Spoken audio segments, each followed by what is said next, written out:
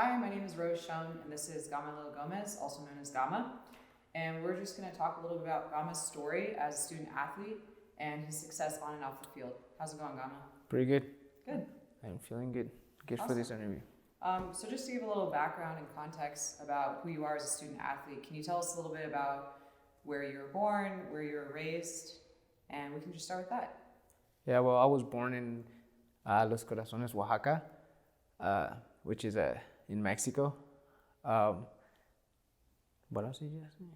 Okay. And did you grow up there your whole life, or when did you immigrate to the United States? Okay, so I grew up, I was in Los Corazones, Oaxaca for 4 years. I moved to this city called Agua Prieta, Sonora in Mexico. I lived there for 8 years. And then after that, my mom decided to immigrate to Auburn, California. I lived there, I've been living there for like 12 years. I lived there for 12 years. I grew up there. And yeah. Cool. And so what are some of the challenges you had to overcome growing up in Mexico, and how did the sports work there for you? Did you play soccer your whole life? Did you play other sports? Yeah, actually in Mexico, I was not a soccer player. My parents played, my dad played baseball. My mom played softball, so I was more into like baseball before. And the only time I would play soccer would be in the streets, or in school with my friends. However, after a while, I didn't like really playing soccer as much as I liked baseball until I came to the United States when I couldn't speak English, so I had to just play soccer with all my friends who were mostly were Hispanic people. And so the language barrier was kind of tough, so you eventually transitioned to soccer. Yeah, I quit playing baseball just because I couldn't speak English. There wasn't a lot of bilingual coaches for baseball in California. Correct. But there was a lot more coaches that spoke Spanish. Yeah. So how old were you when you immigrated to the United States? I turned 12 here, I believe. Yeah, I was 12 here when I came here, and it was kind of tough for me to look for a baseball team, and I just didn't had the motivation to go out there and try it because I knew I was probably gonna get rejected or make fun of for not understanding the coach.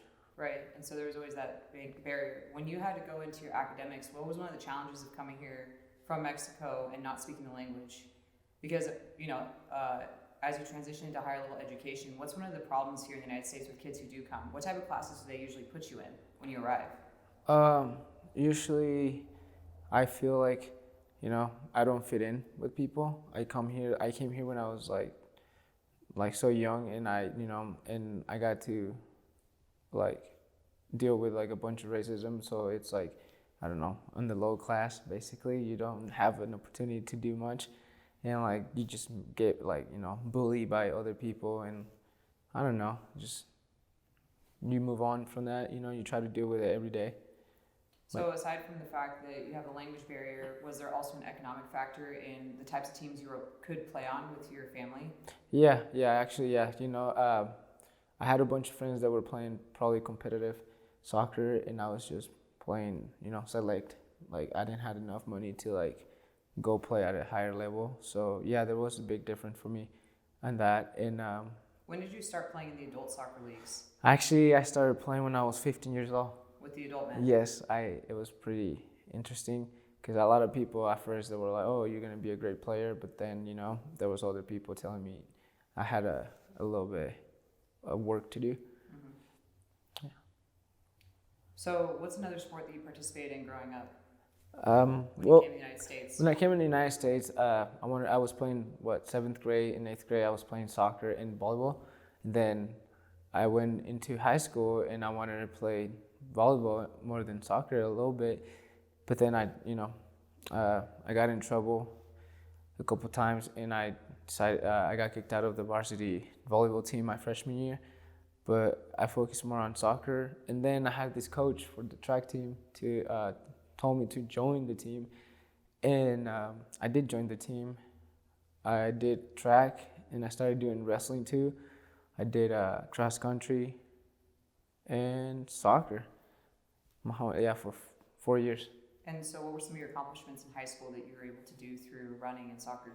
Actually, I think the good thing about me doing a lot of sports was keeping up with my grades, even though it wasn't like, I didn't have a higher GPA than some of my friends. I was managing to do my homework, to stay focused and do things so I could stay in my sports. I think sports were like the main reason why I was doing good in school. Yeah, it's definitely motivation, right? Yeah. To keep your grades. Yeah. Do you think that sports are a really big factor for a lot of kids that do immigrate here to succeed? I think, yeah, it's a good way to, uh, my bad. It's a good way to distract yourself from doing other things that you have friends sometimes here that tend to like take you to the wrong path, and like you all is them, so you can't really relate to other people, which for me, doing sports and everything managed me to learn from people and see other cultures. I got to know a lot of people, and it's good to know people because you get to know who's bad, who's good for you. You get to read a bunch of people, so you at the end of the day, you know who's gonna be there for you. Yeah. What were some of the challenges as a low-income kid who's an immigrant kid to even get into, say, junior college or a four-year college? What are some of the main challenges you faced? I believe it was, I couldn't get into like some of these big colleges that I really wanted to attend, but also I feel like it was kind of my fault too, because like I wasn't really putting enough time to get good grades or my GPAs, but also not having enough money was hard for me, because at the end of the day, sometimes I felt like I didn't belong in college and I wanted to just work and stay, helping my family by just working. And my mom, thank God, she did all her best to at least help me with a little bit. I was pretty much dealing with a bunch of debts sometimes. Was pretty harsh for my mom. So how many years did you take off when you took time off from school and then going back to school? What's some of the challenges as a returning student, as an older student? Definitely was, you try, like, you go from knowing like a good amount of stuff to like taking a break and just working, and all is just work. But then when you go back as an older person, it's like, it was kind of hard at first to like, like adjust to the schooling again, because you're like, oh man, like I should know this, but like in reality, it's like you know that if you want to keep retain something, you got to keep doing it. You got to keep practicing. It's just like sports. If you want to get better at it, you just want to keep practicing at it. Right. So, for a backstory for those watching this, you struggled in a semester where you ended up failing a lot of classes, and Correct. then you ended up dropping out. For a lot of students, they just never go back to school.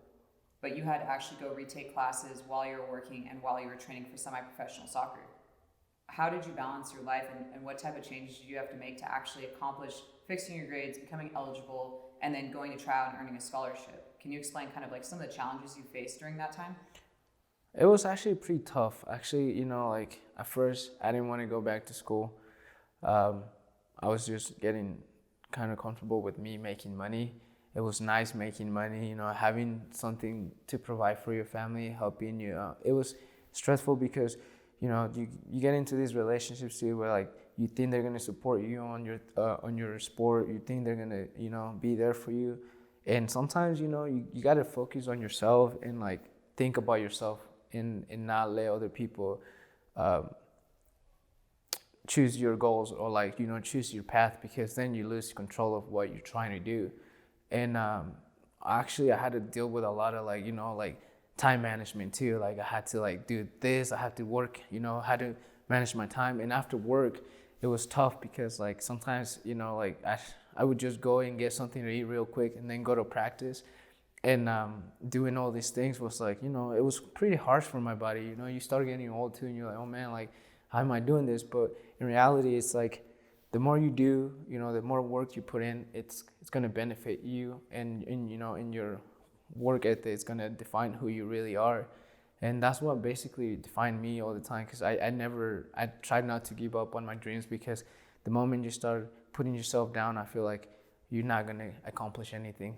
Right. So has anyone in your family graduated high school or college, or are you the first? I'm the first one. So you're the first one to graduate high Yes. school and the first one to even attend a junior college or a four-year program. Yes. So you'll be the first one to earn your bachelor's. Yes.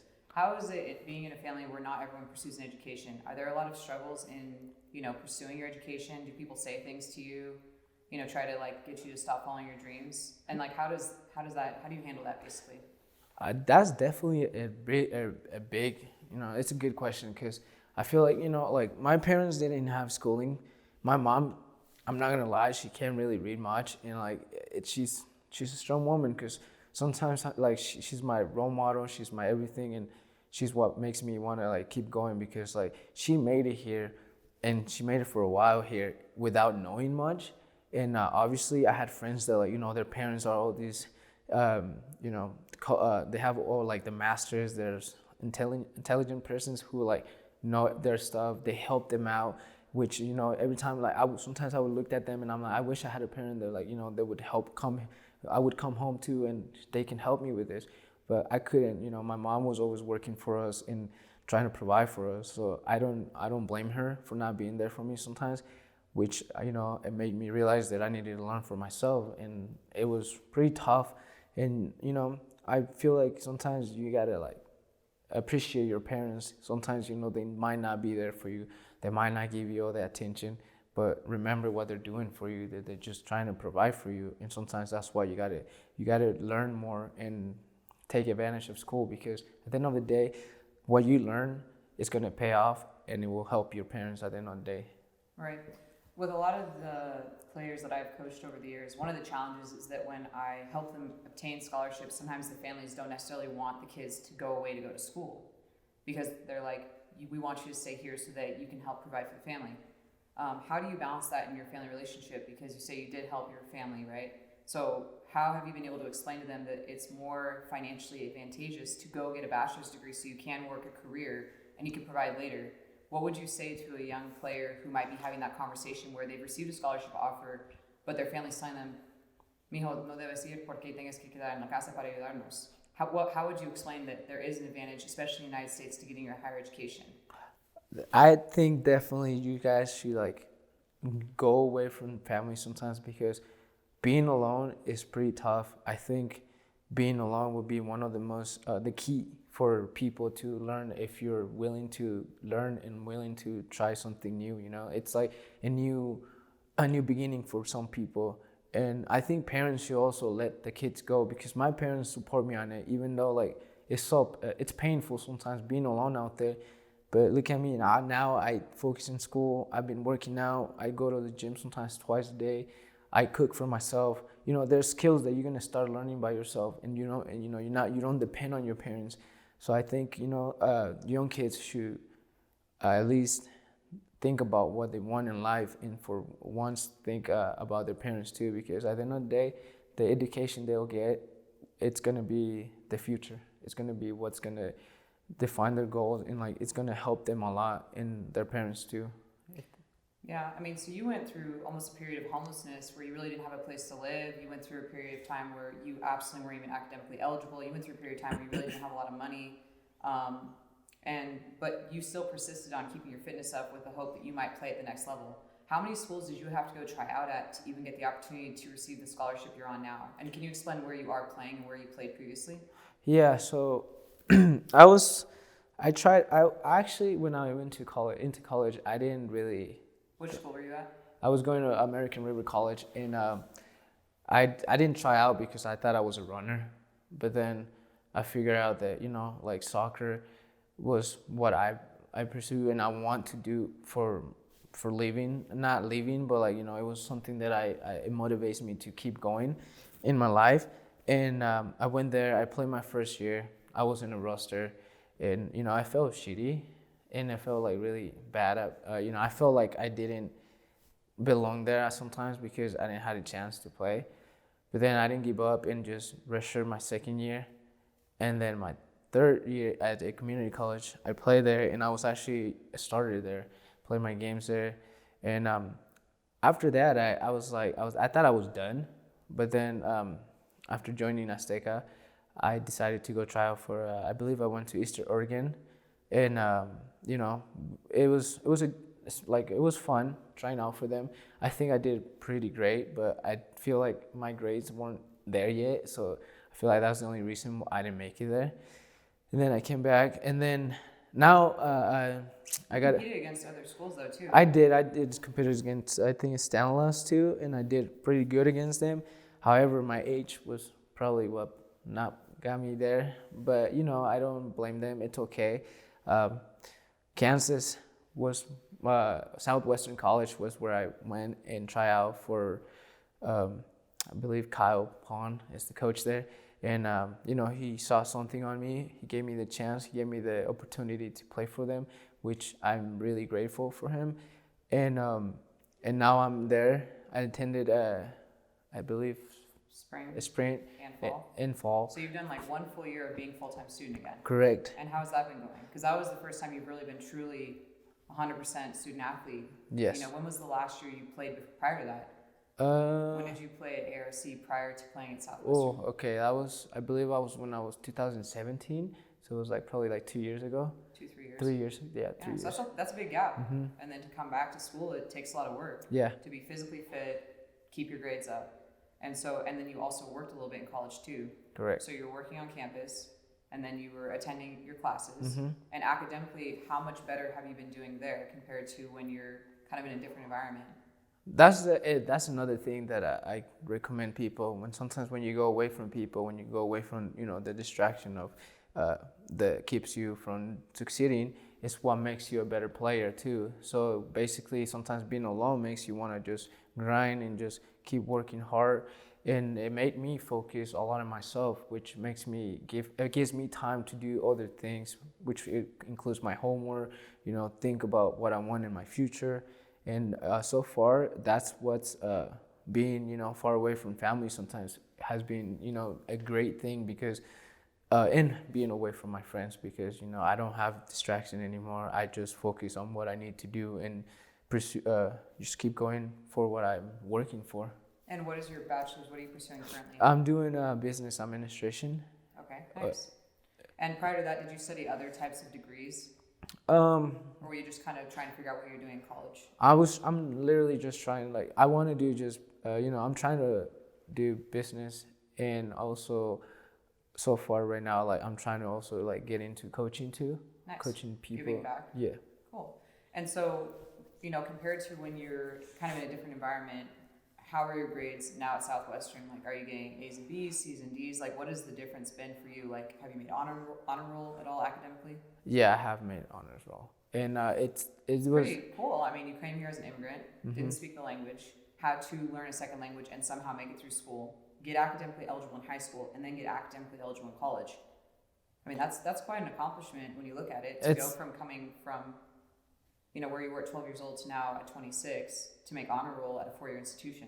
It takes a lot of work. Yeah, it's pretty much a good, I've worked, like I told everyone, you got to just stay away from, the distraction, focus on what you really want. And that's what probably, my family keeps me from, they've been helping me a lot, and I don't want to disappoint them again because I feel like I really already did disappoint them once, and I want to do that again, which that's what, keeps me grinding to just get better grades every day. Nice. Well, it seems like you're really focused. That's good. Let's see what's got going here. Okay, some other things that a lot of people might not know about soccer is how does soccer help your mental health as an athlete and as a person? Because it sounds like you went through stuff as a kid. Immigration itself is challenging. Mm-hmm. Coming into a new environment, you were bullied. Then you ended up not even playing your first 2 years in college. You had to work really hard, and then just going through playing multiple sports, and sounds like single mother raising her kids in a different country. How has soccer helped you overcome some of the mental and psychological stuff that you've gone through? Mentally, I believe sometimes I had negative thoughts, giving up on life, just not wanting to be here anymore. I just wanted to leave. I just wanted to go away from everyone. But every time I play soccer, it helps me to it helps me to feel the reason why I'm still here. And it's been helping me a lot because I know a lot of people have these mental issues and they don't find a way to fix them. But there is something out there that they got to think about, and there is something that makes them happy that they have to like follow.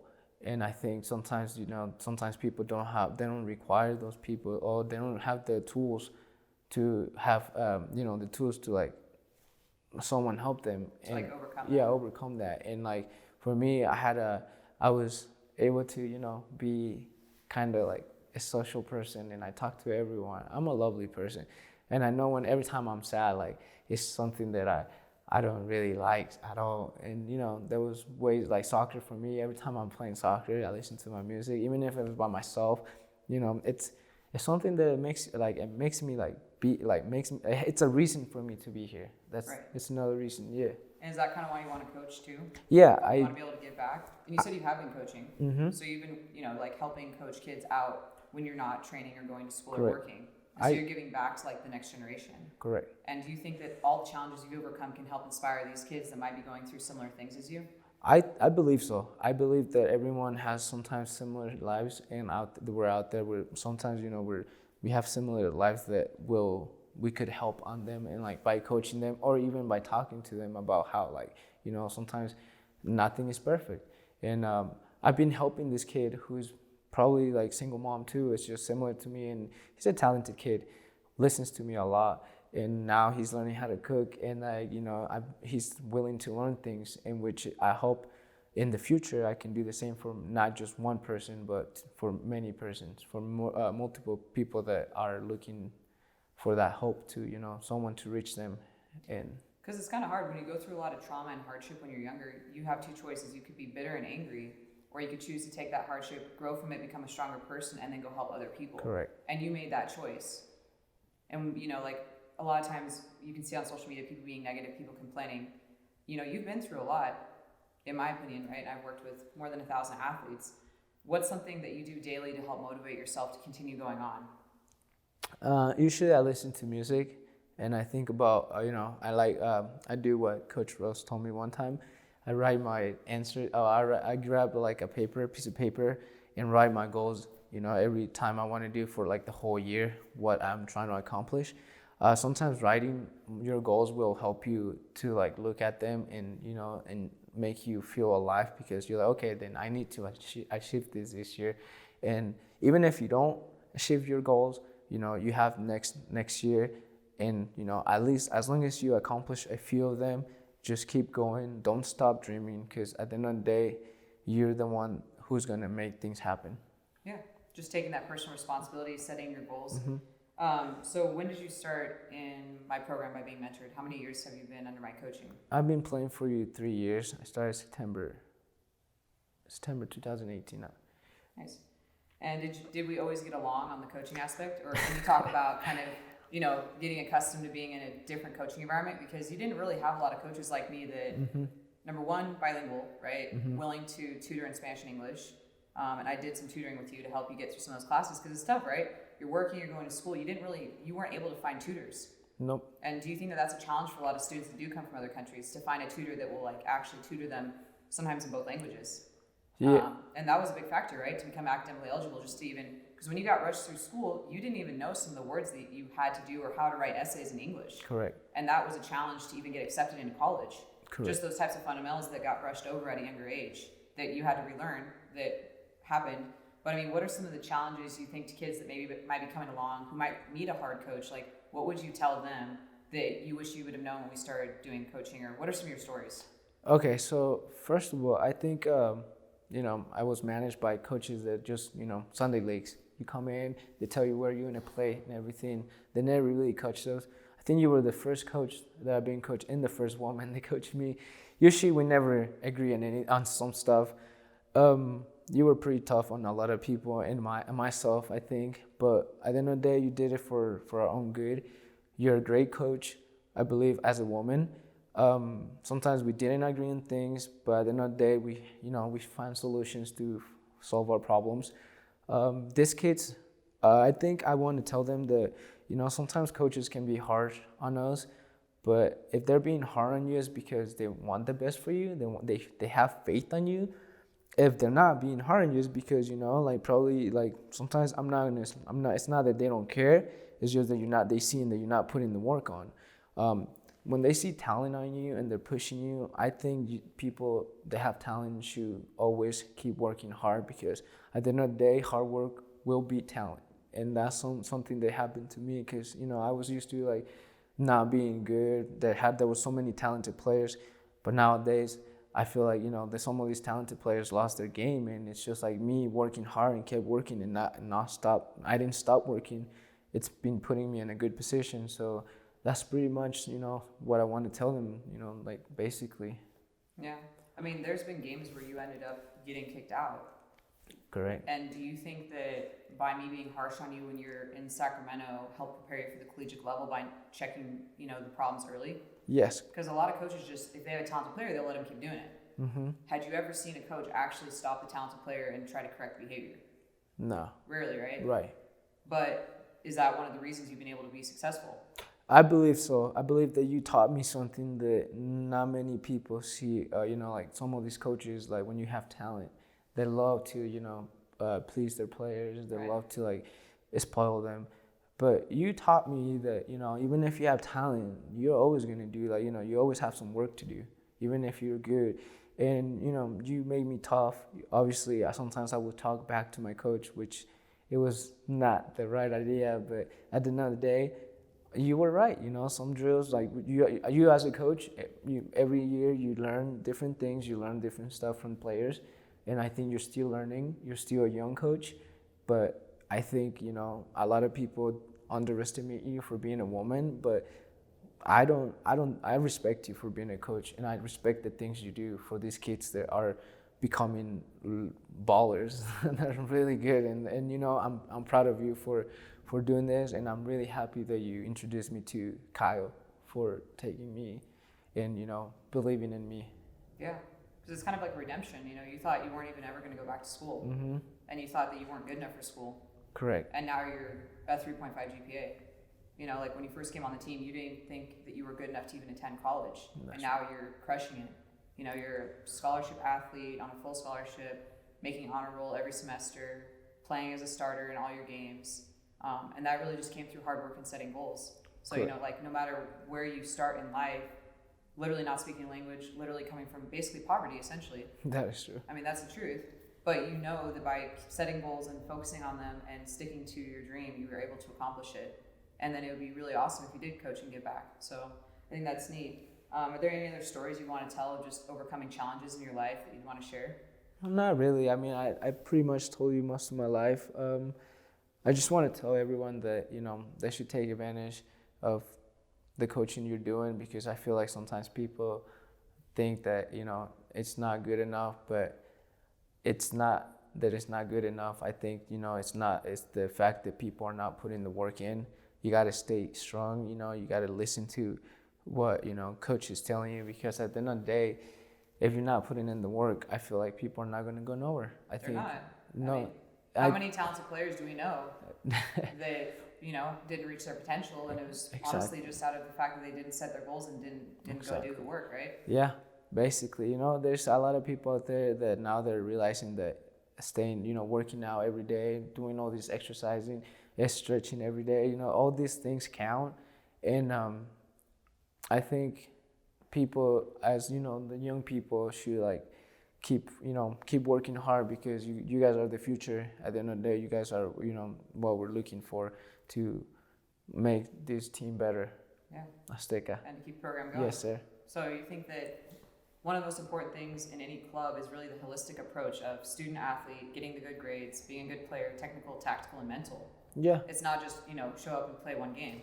If you're not going to the training sessions, doing the weights, doing the recovery, doing your running, and doing all that work, like, you can never go on a full scholarship. I mean, when you start on the team, did you really think you were going to earn tens of thousands of dollars of scholarship money? No. But you put in the work. Yeah, I put the work. And then you listened. Yes. And now you're on scholarship. Correct. That's the thing.